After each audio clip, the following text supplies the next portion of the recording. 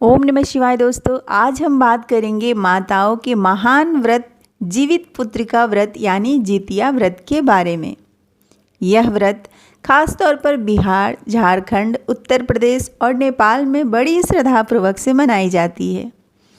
जितिया व्रत अश्विन मास के कृष्ण पक्ष की अष्टमी तिथि को मनाया जाता है।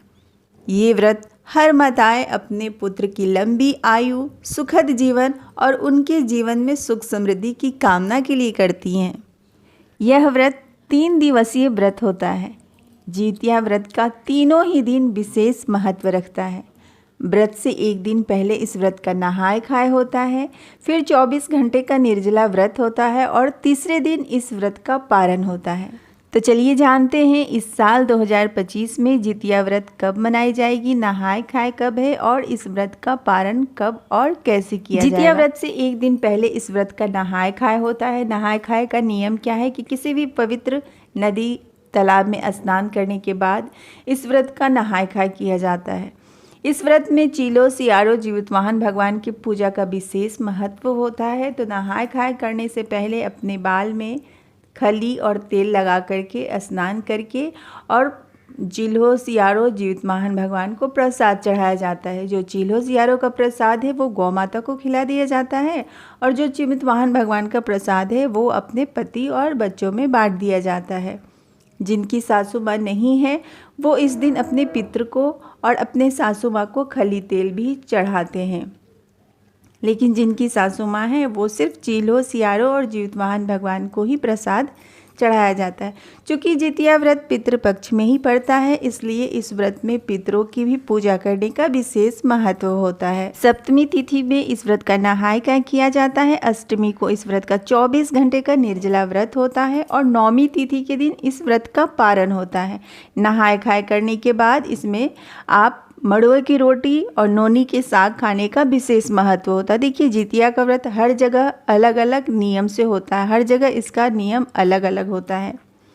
इसके बाद 24 घंटे का निर्जला व्रत होता है जिसमें एक भी बूंद पानी का नहीं पिया जाता है। कहा जाता है कि जब आप जितिया का व्रत करें तो पूरे दिन जीवित वाहन भगवान को मन में ध्यान करते रहिए और अपने पति, अपने बच्चों की सलामती के लिए उनसे प्रार्थना करते रहिए।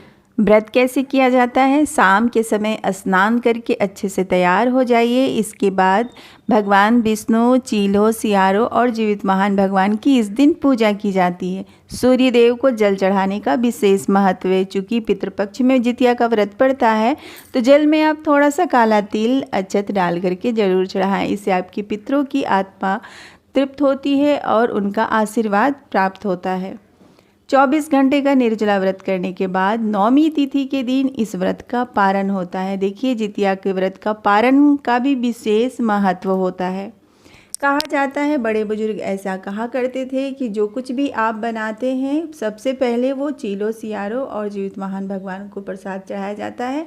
इसके बाद ही आप अपने मुख में कुछ भी डाल करके इस व्रत का पारण करते हैं। पारण के दिन का ऐसा नियम है कि कढ़ी, फुलौरी, बड़ी वगैरह इस दिन ज़रूर बनाना चाहिए। कहा जाता है कि जितने ही कढ़ी और बड़ी फूलते हैं उसी तरह से आपके संतान भी अपने जीवन में काफ़ी फलते हैं, फूलते हैं और उन्नति तरक्की करते हैं।